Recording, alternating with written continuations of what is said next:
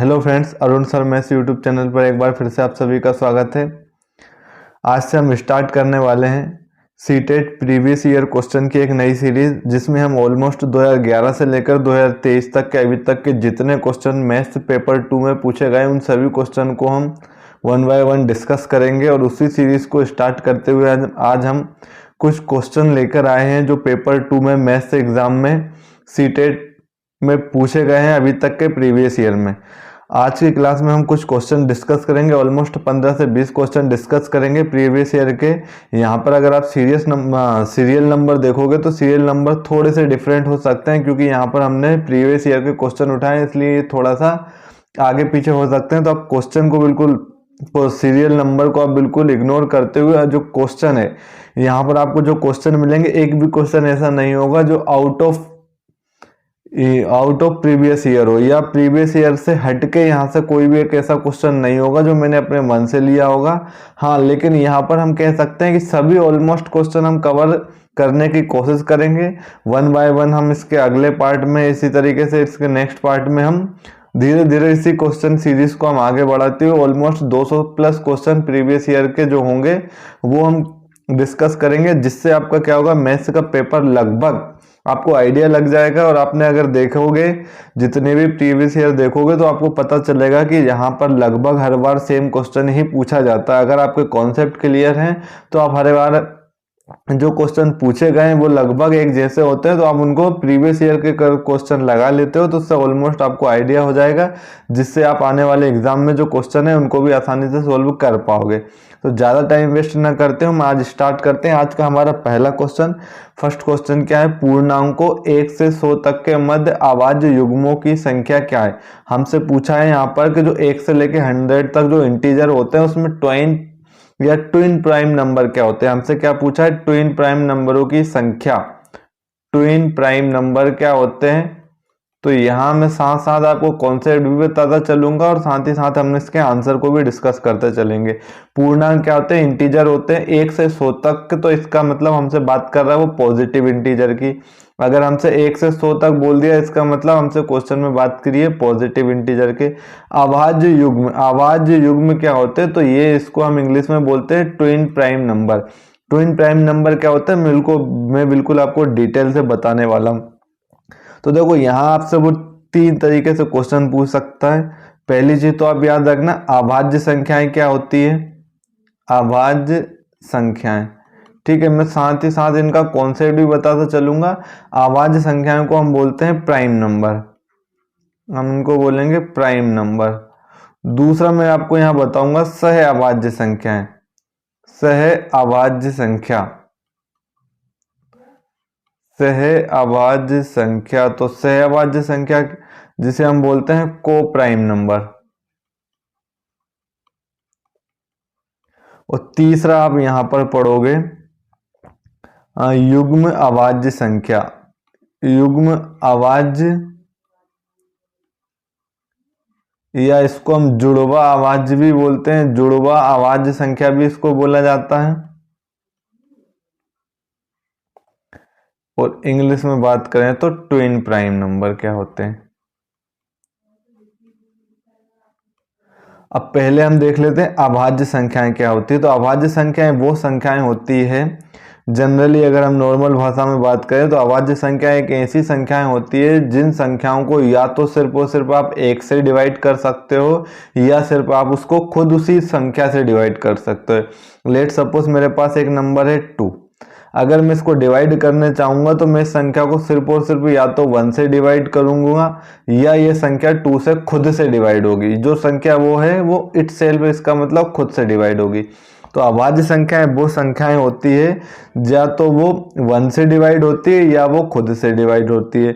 Let suppose मेरे पास एक number है 3, तो ये 3 के अभाज्य संख्या है। तो इसको चेक करने के लिए हम क्या देखेंगे कि देखो यहाँ तो 3 1 से डिवाइड होगा या 3 खुद 3 से डिवाइड होगा। तो ऐसी संख्याएं जो या तो 1 से डिवाइड होती है या खुद से डिवाइड होती है, ऐसी संख्याओं को हम अभाज्य संख्याएं कहते हैं, प्राइम नंबर कहते हैं। अगर हम देखो खुद से डिवाइड होना या 1 से डिवाइड होना, तो जिस नंबर से वो डिवाइड होती है हम उनको क्या बोलते हैं, फैक्टर बोलते हैं उसके, या फिर हम उसको गुणनखंड बोलते हैं। तो इसका मतलब क्या है कि तो इसके जो गुणनखंड होते हैं वो सिर्फ और सिर्फ 2 होते हैं। अभाज्य संख्याओं के जो फैक्टर होते हैं वो सिर्फ और सिर्फ 2 होते हैं। एक तो पहला 1 होता है और दूसरा वो खुद नंबर होता है जिससे हम डिवाइड कर रहे हैं।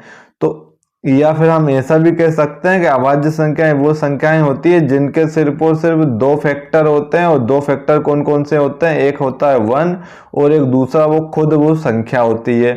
तो ऐसी संख्याएं जिनको या तो हम 1 से डिवाइड कर सकते हैं या फिर वो नंबर खुद से डिवाइड होता हो, तो ऐसी सभी संख्याओं को हम अभाज्य संख्याएं कहते हैं, प्राइम नंबर कहते हैं। आई होप आप लोग समझ चुके होंगे। लेट सपोज मैं एक नंबर लेता हूँ 6। तो 6 अगर आप देखोगे तो 6 1 से भी डिवाइड है, 6 2 से भी डिवाइड हो जाता है, 6 3 से भी डिवाइड हो जाता है और 6 यहाँ पर हमारे पास 6 से भी डिवाइड हो जाता है। तो यहाँ पर अगर हम देखें तो हमारे पास इस क्वेश्चन में जो नंबर हमें दिया है 6, इसके कितने फैक्टर हैं? तो टोटल इसके 4 फैक्टर हैं, एक 1 2 3 एंड 6। इसका मतलब ये जो नंबर है वो अभाज्य संख्याएं नहीं होगी। अभाज्य संख्याएं वो होंगी या तो वो 1 से डिवाइड होगा या वो खुद से डिवाइड होगा। तो आई होप आप लोगों को समझ में आया होगा कि प्राइम नंबर क्या होते हैं। अब हम बात करते हैं सह अभाज्य संख्याएं। तो सह अभाज्य संख्याओं का मतलब ये यहाँ पर सह अभाज्य की अगर हम बात करें तो यहाँ पर हम बात करते हैं एक युग्म की। ठीक है, किसकी बात करते हैं हम? युग्म की, जिसे हम जोड़ा बोल देते हैं या इंग्लिश में हम बात करें तो पेयर। अब इससे अभाज्य संख्याएं क्या होती है तो इसको हम समझ लेते हैं थोड़ा सा। सह अभाज्य संख्या को प्राइम नंबर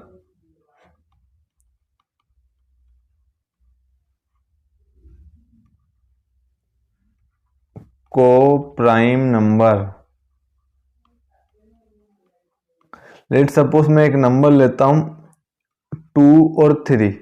यहां पर अगर हम देखेंगे तो इन दोनों के जो कॉमन फैक्टर होता है यहाँ पर HCF बोल दो आप, या HCF को हम क्या बोलते हैं? Highest common factor.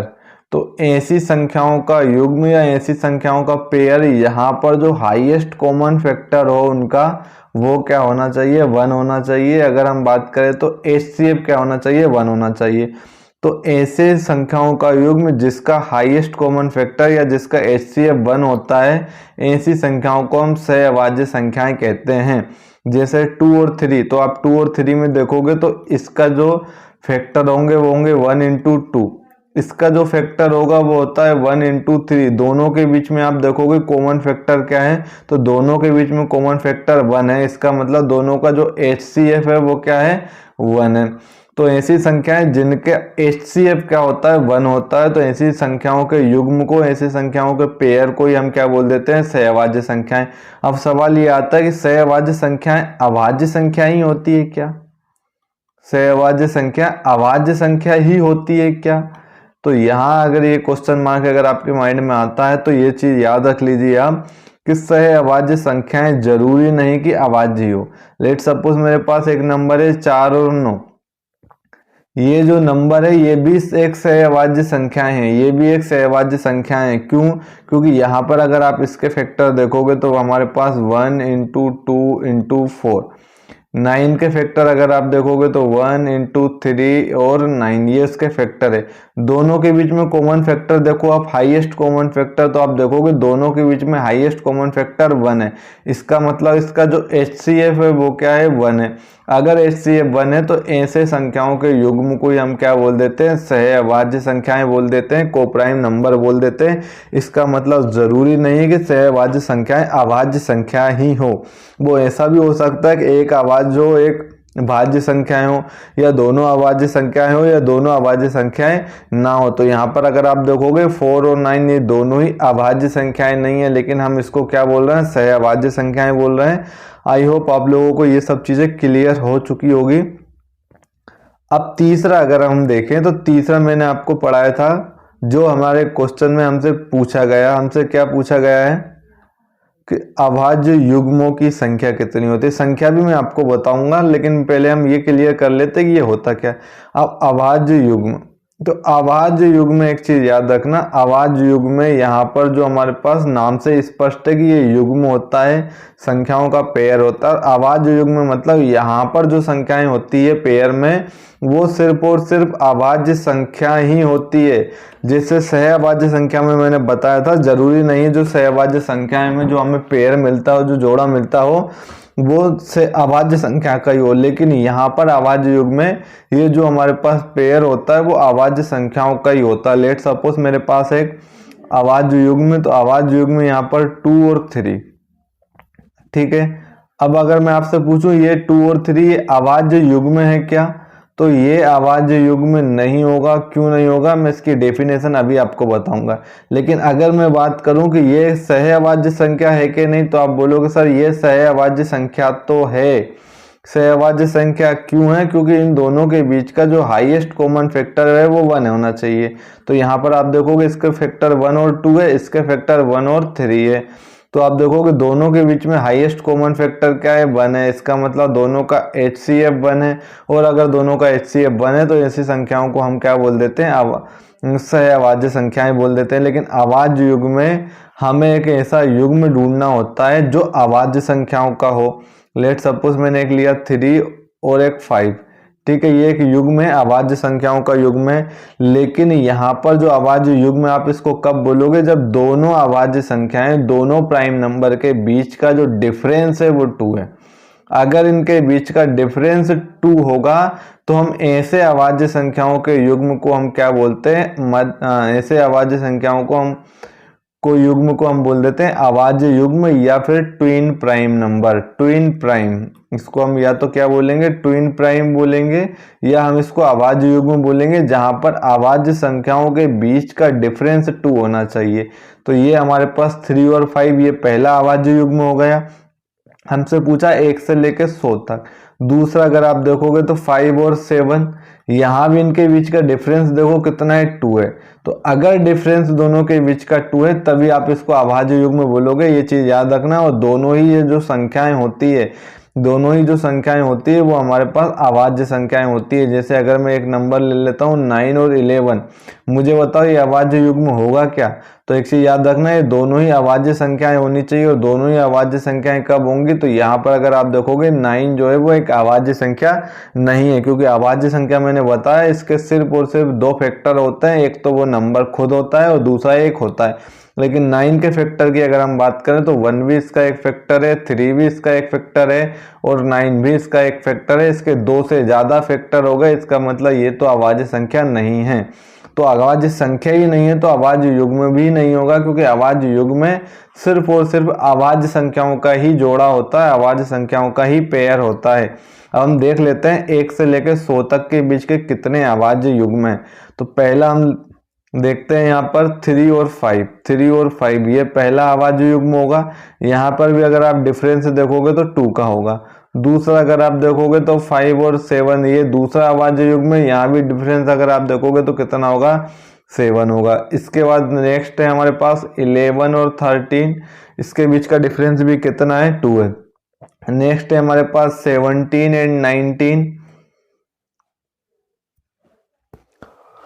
ठीक है। नेक्स्ट है हमारे पास 29 एंड 31, ठीक है। कितने हो गए, 3 5 5 7 11 13 17 9 29 31। नेक्स्ट क्या होगा बताओ अब, तो नेक्स्ट होगा 41 31। इसके बाद होगा हमारे पास 59 61 59 61। इसके बाद होगा 71 73 71 और 73, ठीक है। 3 5 5 7 4 और 4 8। अगर आप देखोगे 1 से लेकर 100 तक तो जो आपके पास अभाज्य युग्म होंगे ये टोटल हमारे पास यही होंगे जो आप स्क्रीन पर देख पा रहे हैं, 1 2 3 4 5 6 7 8। तो टोटल अभाज्य युग्मों की संख्या हमारे पास कितनी होती है, 1 से लेके 100 तक। तो 1 से लेके 100 तक अभाज्य युग्मों की संख्या हमारे पास 8 होती है। ये क्वेश्चन पूछा गया है और अच्छा क्वेश्चन है।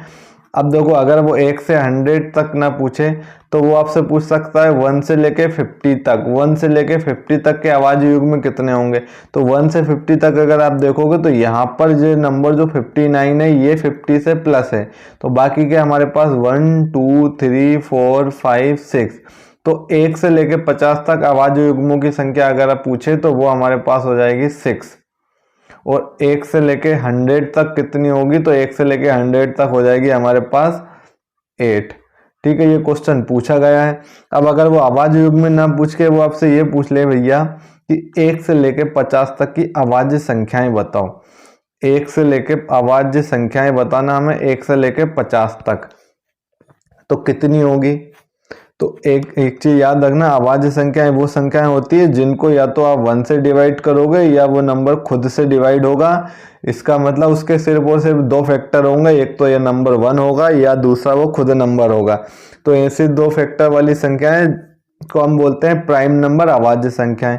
अगर मैं आपसे पूछूं 1 से लेके 50 तक कितनी अभाज्य संख्याएं, तो आप याद रखना 1 से लेके 50 तक टोटल 15 अभाज्य संख्याएं हैं। अगर आपसे पूछा जाए कि 1 से लेके 100 तक कितनी अभाज्य संख्याएं हैं, तो 1 से लेके 100 तक जो अभाज्य संख्याएं होंगी वो होंगी हमारे पास 25। अगर आपसे पूछे 1 से लेके 200 तक कितनी अभाज्य संख्याएं हैं, तो 1 से लेके 200 तक हमारे पास अभाज्य संख्याएं होती 46।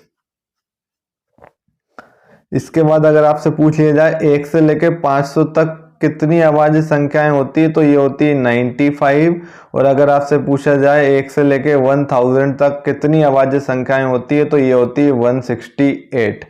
तो आप ये चीजें भी याद रखना कि 1 से लेकर 50 तक हमारे पास 15 अभाज्य संख्याएं होती है, 1 से लेकर 100 के बीच में हमारे पास 25 होती है, 1 से लेकर 200 तक कितनी होती है 46 होती है, 1 से लेकर 500 तक 95 होती है और 1 से लेकर 1000 तक 168 होती है। अब यहाँ से आपसे वो जरूरी नहीं सीधा ये पूछ लेगा, अब आपसे ये भी पूछ सकता है कि 50 से 100 के बीच में कितनी अभाज्य संख्याएं होती है। तो अगर आप देखोगे 1 से लेकर 50 तक तो 15 है और 1 से लेकर 100 तक कितनी है 25 है। तो हमसे क्या पूछा है 50 से और 100 के बीच में, मतलब जस्ट 50 के बाद। तो 50 के बाद अगर आप देखोगे तो कहाँ से स्टार्ट होगी 16 17 और टोटल कितनी है 100 तक 25 है। तो आप क्या करोगे 25 में से 15 को माइनस कर दोगे तो 50 से 100 के बीच में जितनी भी अभाज्य संख्याएं हैं वो हमें मिल जाएगी। तो यहाँ अगर आप देखोगे तो 25 में से अगर हम 15 माइनस करेंगे तो हमें मिलेगा कितना 10। इसका मतलब क्या है 50 से 100 के बीच में कितनी अभाज्य संख्याएं हो जाएंगी 10। वो आपसे पूछ लेगा कि 50 से लेकर 200 के बीच में कितनी अभाज्य संख्याएं, वो आपसे पूछ सकता है 50 से लेकर 200 के मध्य कितनी अभाज्य संख्या है। तो आपसे देखोगे कि 1 से लेके 50 तक तो हमारे पास 15 अभाज्य संख्याएं हैं, लेकिन वहीं अगर बात करें 1 से लेके 200 तक तो वो हमारे पास हो जाएगी 46। इसका मतलब अब इन दोनों के बीच में कितनी होगी, तो आप 46 में से 15 माइनस कर दोगे तो हमारे पास मिलेगा 31। इसका मतलब 50 से लेके 200 के बीच में जो अभाज्य संख्याएं होंगी वो कितनी होंगी 31 होंगी। तो ये डेटा आप लोग याद रखना, यहाँ से भी कई बार क्वेश्चन पूछा जाता है और पूछा गया भी है। अब हम चलते हैं अगले क्वेश्चन की तरफ। तो इस क्वेश्चन का जो राइट आंसर होगा अभाज्य युग्मों की संख्या वो कितनी होती है 8 होती है।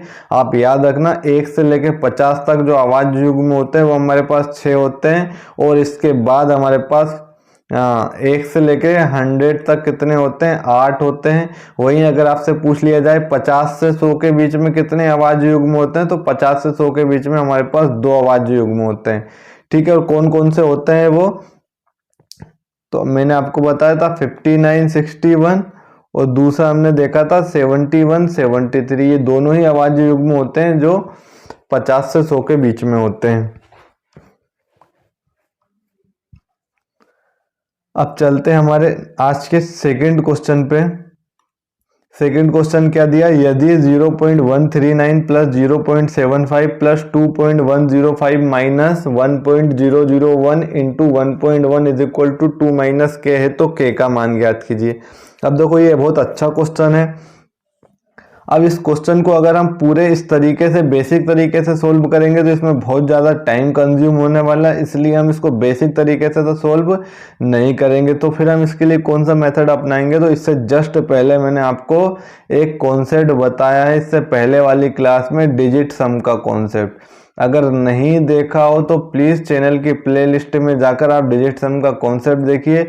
इससे बड़े कैलकुलेशन के सवाल चुटकियों में आप सोल्व कर लोगे। आप क्या करो, इसका डिजिट सम निकाल लो जो हमें क्वेश्चन दिया है। तो डिजिट सम कैसे निकालोगे, मैंने बताया था 9 कैंसिल हो जाएगा, 3 और 1 4, तो इसका डिजिट सम तो हमारे पास 4 होगा। मैं यहाँ लिखता चल रहा हूँ 4 प्लस यहाँ पर अगर आप देखोगे तो दोनों का डिजिट सम कितना होगा, 7 और 5 12, इसको फिर अगेन जोड़ दोगे तो 2 और 1 3, प्लस यहाँ डिजिट सम में मिल जाएगा 5 1 6 और 2 8, तो ये हो जाएगा प्लस का 8, माइनस इनटू में हमारे पास क्या चल रहा है 1.001, तो इसका डिजिट सम हो जाएगा 2 इंटू 1.1, तो इसका डिजिट सम हो जाएगा 2 इज इक्वल टू 2 माइनस के, 4 और 3 7, 7 और 8 15, 15 ये हो जाएगा। फिर इसको जोड़ोगे तो इसका डिजिट सम में मिल जाएगा 6, माइनस 2 और 2 क्या हो जाएगा मल्टीप्लाई में 4 इज इक्वल टू 2 माइनस के, 6 में से 4 माइनस करोगे तो आप देखोगे बचेगा हमारे पास 2, माइनस का 2 इधर आ जाएगा तो, और यहाँ पर बचेगा माइनस का के। इसका मतलब के की वैल्यू यहाँ से क्या आ जाएगी 0 आ जाएगी, के की वैल्यू क्या आ जाएगी 0 आ जाएगी। अब आप मुझे इन चारों ऑप्शन में से देखना है कि किस चारों ऑप्शन का डिजिट सम अगर 0 हो रहा है, तो जिस भी ऑप्शन का डिजिट सम या तो 0 हो या मैंने आपको बताया था 0 के अलावा या तो क्या हो 9 हो, ये दोनों एक ही बात है। अगर इसमें चारों में से इन जिस भी ऑप्शन का डिजिट सम होगा 0 या 9 होगा वो हमारा आंसर हो सकता है, जरूरी नहीं लेकिन वही आंसर हो। ये चीजें भी मैंने आपको बताई है। तो आप देखोगे यहाँ से 9 इसको कैंसिल कर दो, 5 और 2 7, 7 और 8 15, 15 का डिजिट सम 5 और 1 6, तो ये तो आपका आंसर 100% नहीं होगा। इसके बाद 9 आप काट दो, 8 और 2 10, 8 और 2 10 देखोगे तो इसका डिजिट सम हो जाएगा 1, इसका मतलब ये भी आपका आंसर नहीं होगा। यहाँ पर 7 और 1 8, 8 और 1 9, यहाँ पर डिजिट सम कितना हो रहा 9 हो रहा, इसका मतलब ये आंसर हो सकता है, जरूरी नहीं हो। 7 और 5 12, 12 और 1 13, 13 का डिजिट सम भी निकालोगे तो 4 आएगा, इसका मतलब ये भी आंसर नहीं होगा। तो यहाँ पर अगर आप देखोगे तो ये डिजिट सम जिसका 0 या 9 नहीं आएगा वो तो श्योरिटी है कि इसका आंसर नहीं होगा। और बाकी हमारे पास एक बच्चा है जिसका डिजिट सम 9 आ रहा है, तो यही 100% हमारा आंसर होगा। आप चाहे इसको सोल्व करके भी देखोगे तो आपका आंसर यही आएगा, लेकिन हमें इसको बेसिक तरीके से सोल्व नहीं करना है ताकि हमें बहुत ज़्यादा टाइम वेस्ट हो। इसीलिए हम क्या करेंगे, कम से कम टाइम में डिजिट सम मेथड से इसको सोल्व करने की कोशिश करेंगे। अब हम चलते हैं अगले क्वेश्चन की तरफ। नेक्स्ट क्वेश्चन क्या दिया, यदि a इज इक्वल टू -3/4 और b इज इक्वल टू 5/6 दिया तो निम्न में से कौन से a और b के बीच स्थित नहीं, हमसे ये पूछा है। तो देखो इसको सोल्व करने का पहला तरीका तो आपके पास क्या है कि आप इस नंबर को 4 से डिवाइड कर लो और आपके पास डेसिमल में कोई एक नंबर आ जाएगा। इसको आप दूसरा तरीका, और इसको भी आप इसी तरीके से डिवाइड कर लोगे 6 को 5 6 से 5 को, तो भी हमें क्या मिल जाएगा, एक डेसिमल में नंबर मिल जाएगा। सेम काम आप यहाँ पर करोगे, चारों को डिवाइड करके देखोगे, डेसिमल में आपको नंबर मिल जाएगा एक डिवाइड करने के बाद। फिर देखोगे कौन सा नंबर इन दोनों के बीच लाई कर रहा है और कौन सा नंबर इन दोनों के बीच लाई नहीं कर रहा है। और हमसे क्या पूछा कि इन दोनों के बीच में स्थित नहीं है, हमें एक ऐसा नंबर बताना है। तो अब इस क्वेश्चन को हम सोल्व कर लेते हैं। तो देखो दूसरा तरीका से मैं इसको इस तरीके से तो सोल्व नहीं करूंगा, हम इसको दूसरे तरीके से सोल्व करने की कोशिश करेंगे। तो किस तरीके से करेंगे, तो हमारे पास a की वैल्यू क्या दी है -3/4। आप क्या करो, इसको चाहो तो परसेंटेज में चेंज कर लो। परसेंटेज में चेंज करोगे तो आप देखोगे यहाँ पर 100 से आप मल्टीप्लाई कर दोगे तो ये सोल्व करने पर मिल जाएगा हमें 25। तो a की वैल्यू कितनी हो जाएगी -75%। इसी तरीके से आप ये वाले ऑप्शन को भी सोल्व कर लो 5/6। इसको भी आप परसेंटेज में चेंज करोगे तो परसेंटेज में चेंज करने के लिए हम 100 से मल्टीप्लाई कर देते हैं। आप इसको अब कैंसिल कर दो तो 3 टाइम ये कैंसिल हो जाएगा 2 से, और ये कैंसिल हो जाएगा 50 टाइम। यहाँ अगर आप देखोगे तो कितना होगा 250/3, 250/3। तो इसको जब डिवाइड करोगे तो 80 बार में कितना जाएगा 240, बचेगा हमारे पास कितना 10, और बट्टे में बचेगा हमारे पास 3। 3 8 जा 24, 240 + 10, तो ये इतना % हो जाएगा। है ना। अब 10/3 को तुम अगेन चाहो तो इसको और सोल्व कर सकते हो। मैं यहाँ कर लेता हूँ। हमारे पास आप देखोगे तो ये कितना हो जाएगा, 3 8 जा 24, हमारे पास बचा कितना 1, 3 3 जा 9, हमारे पास बचा 1, तो 83:1/3%। आप इसको भी सोल्व कर लोगे तो आप देखोगे 3 से 10 को फिर कैंसिल कर दोगे तो बचेगा हमारे पास 3, वो बचेगा 1/3। तो 80 में 3 ऐड कर लोगे तो वो हमारे पास हो जाएगा 83 प्लस 1/3%, और 83 प्लस 1/3 को हम 83:1/3% भी लिख सकते हैं। अब देखो ये वैल्यू हमारे पास एक तो माइनस का 75% और एक आ रहा है हमारे पास 83:1/3% के बीच में कौन सा नंबर नहीं होगा। तो जीरो, देखो जीरो को परसेंट में चेंज करोगे तो ये 0% होगा, तो ये तो इसके बीच में होगा, इसका मतलब ये तो आंसर नहीं होगा। दूसरा माइनस का 1/2, माइनस का 1/2 आपको पता होगा 1/2 का मतलब क्या होता है 50%, और अगर माइनस का 50% देख रखा तो देखो माइनस का 50% इधर कहीं होगा, तो माइनस का 50% इन दोनों के बीच में तो लाई करेगा, इसका मतलब ये भी हमारा आंसर नहीं होगा। सेकंड देखते हैं हम अगला, माइनस का 2/5, तो माइनस का 2/5 इसको परसेंट में चेंज करोगे तो आप देखोगे ये हो जाएगा 5 दूनी 10 और 0, और माइनस का 40%। अब माइनस का 40% माइनस से 75% के बीच में आएगा क्या, -75 और 83 के बीच में, तो आप देखोगे यार कि यहाँ पर जो माइनस का 40% होगा, है ना, यहाँ पर हमारे पास होता है 0%, इधर आप चलोगे पॉजिटिव में 1%, 2%, इसी तरीके से इधर प्लस के इनफाइनाइट होता है, इधर माइनस का 1, माइनस का 2, माइनस का 3, इस तरीके से देखोगे तो यहाँ पर जो माइनस में छोटा नंबर होता है वो रियल में हमारे पास बड़ा होता है। इसका मतलब -75 जो हमारे पास वो रियल में छोटा है और ये हमारे पास बड़ा नंबर है, इसका मतलब ये इसके बीच में लाई नहीं करेगा, ये इसके बीच में लाई नहीं करेगा, ये लगभग इधर की तरफ होगा, और हमें तो इसके और इन दोनों के बीच में चाहिए, तो यही हमारा आंसर नहीं होगा, मतलब यही हमारा आंसर होगा जो इन दोनों के बीच में स्थित नहीं होगा। तो इसका करेक्ट आंसर हो जाएगा माइनस का 2/5। नेक्स्ट क्वेश्चन क्या दिया, दो संख्याओं 3:5 के अनुपात में हैं, यदि प्रत्येक संख्या में 12 जोड़ा जाए तो यह अनुपात 5:7 हो जाता है, दी गई संख्याओं का योग हमसे पूछा है। देखो हमें दो संख्याएं दे रखी है जिनका अनुपात क्या है, 3:5 है। लेट सपोज मेरे पास दो संख्या है ए और बी, इनका रेशियो हमें क्या दिया है 3:5, 3:5 रेशियो दिया है। अब क्या बोला हमसे, यदि प्रत्येक संख्या में 12 जोड़ दिया जाए तो ये अनुपात 5:7 हो जाता। इस संख्या में मैंने क्या करा, +12 ऐड कर दिया, और इस संख्या में भी मैंने क्या करा, +12 ऐड कर दिया, तो ये अनुपात अब 5:7 हो गया। अब मुझे बताओ ये अनुपात 3 से बढ़कर 5 हुआ, पहले इनका अनुपात 3 और 5 था, अब यहाँ पर 5 और 7 हो गया, इसका मतलब ये ए का जो अनुपात था वो 3 से बढ़ के 5 हो गया, इसका जो अनुपात था वो 5 से बढ़ के 7 हो गया। और ये सिर्फ और सिर्फ किस वजह से हुआ है, तो आप देखोगे सर कि हमने इसमें 12 ऐड किया है, इस वजह से इसका जो अनुपात है वो 2 अनुपात या 2 रेशो से बढ़ गया। इसका मतलब हम कह सकते हैं कि 2 यूनिट चेंज आया है, और 2 यूनिट चेंज किसकी वजह से आया है, 12 ऐड करने की वजह से। इसका मतलब हम कह सकते हैं 2 यूनिट की वैल्यू कितनी है, 12 है, क्योंकि देखो ये 3 से 5 हुआ है, ये 5 से 7 हुआ है, और ये क्यों हुआ कि हमने दोनों में 12 ऐड किया, मतलब 2 यूनिट चेंज हुआ, 2 यूनिट इंक्रीज हुआ, और वो किस वजह से हुआ, 12 ऐड करने की वजह से। इसका मतलब हम कह सकते हैं 2 यूनिट की वैल्यू हमारे पास 12 है। अगर 2 यूनिट की वैल्यू 12 है तो 1 यूनिट की वैल्यू कितनी हो जाएगी, 6। अब हमसे क्या पूछा है कि दी गई संख्याओं का योग है, तो दी गई संख्याएं हमारे पास जो थी वो 3 और 5 के रेशियो में थी। अगर यहाँ पर इसकी जो यूनिट रेशियो था वो क्या था, 3:5 यूनिट, ठीक है। तो 1 यूनिट रेशियो की वैल्यू अगर आप देखोगे तो हमारे पास 3 है, तो इसका मतलब यहाँ से 6 है, सॉरी, तो ये कितना हो जाएगा, तो ये वैल्यू हो जाएगी हमारे पास 18, और ये वैल्यू हमारे पास कितनी हो जाएगी, तो इसमें आप 6 से मल्टीप्लाई कर दोगे तो ये हो जाएगा हमारे पास 30।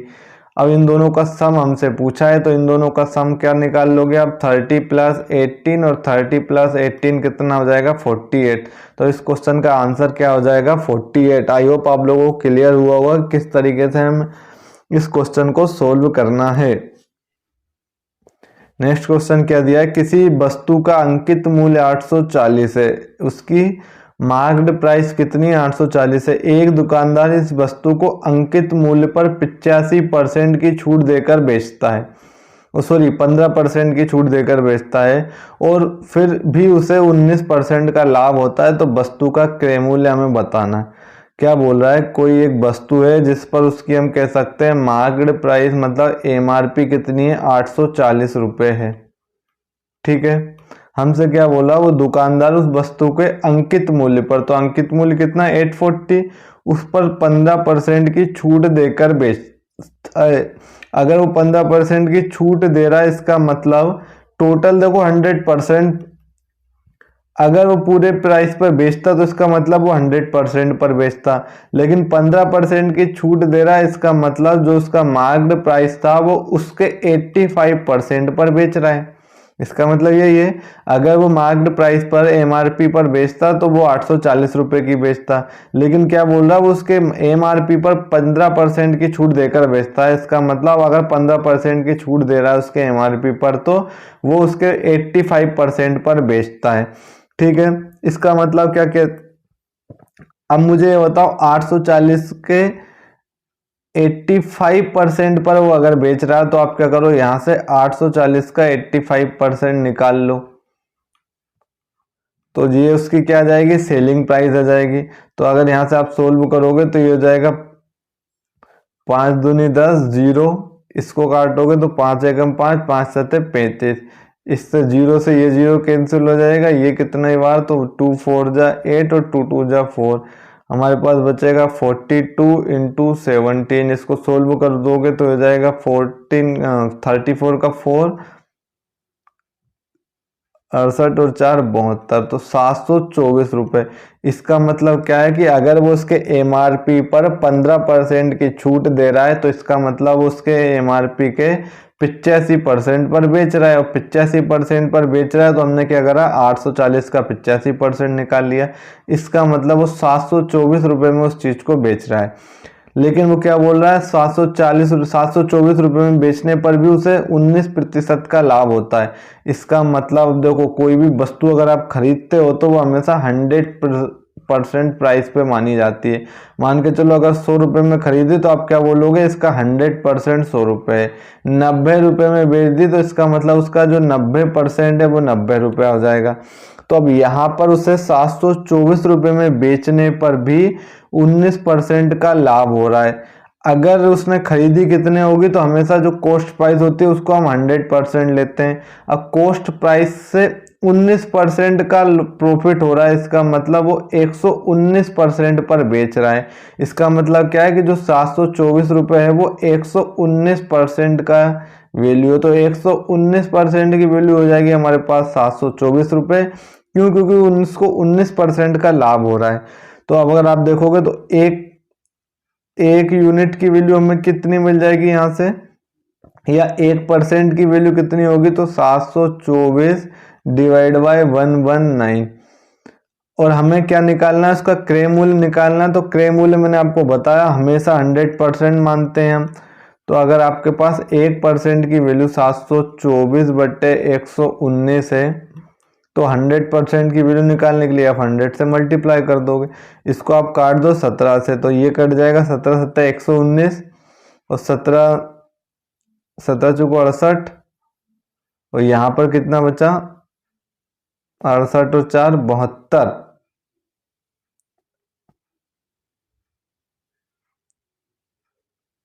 17 चौको 68, बचा हमारे पास कितना, 4।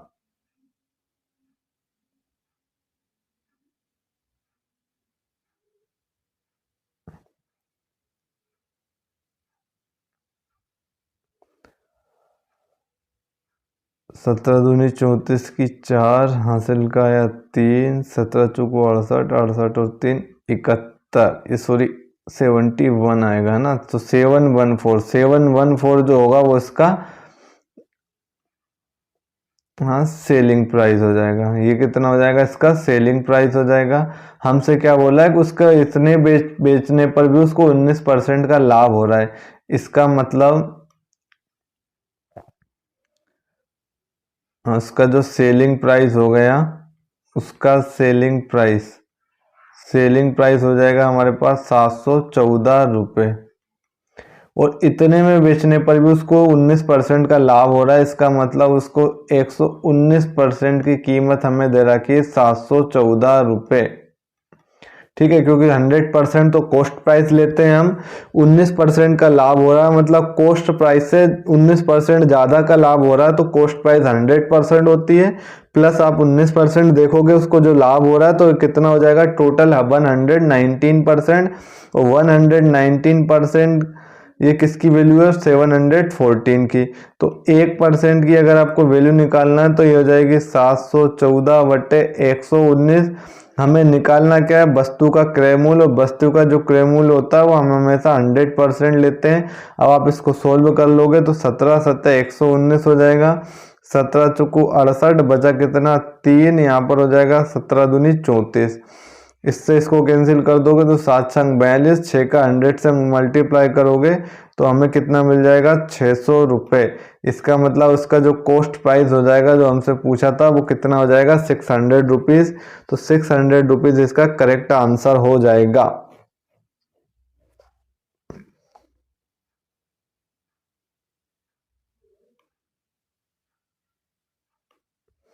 अब नेक्स्ट क्वेश्चन देखते हैं। यदि 5x minus 7/3 plus 2 is equal to 4x minus 3/4 plus 4x है तो 8x प्लस 5 का मान ज्ञात करो। तो यहाँ पर हमें दिया है 5x minus 7 divide by 3 plus का 2 इज इक्वल टू दिया है 4x minus 3 divide by 4 plus 4x। आप इसका एलसीएम लोगे तो यहाँ एलसीएम लोगे तो एलसीएम आ जाएगा 3, इसको एलसीएम लेकर सोल्व करोगे तो 5x माइनस 7, 3 का प्लस 2 से मल्टीप्लाई करोगे तो प्लस का 6 is equal to 4x minus का 3 प्लस 4 का 4 से x से मल्टीप्लाई करोगे तो 16x हो जाएगा, और डिवाइड में एलसीएम का आएगा 4। 5x माइनस 7 प्लस 6 तो माइनस का 1 divide by 3 is equal to 4x plus 16x, तो ये हो जाएगा एड हो जाएगा 20x, और माइनस 3 डिवाइड बाई 4 का आप इधर मल्टीप्लाई कर दोगे तो 4 का मल्टीप्लाई हो जाएगा 5x माइनस 1 से, क्रॉस मल्टीप्लाई जब हम करेंगे तो 3 का मल्टीप्लाई हो जाएगा 20x माइनस 3 से। 4 का 5 से मल्टीप्लाई करोगे तो ये हो जाएगा 20x, माइनस 4 का 1 से मल्टीप्लाई करोगे 4 इज इक्वल टू 3 का 20x से करोगे तो 60x, और 3 का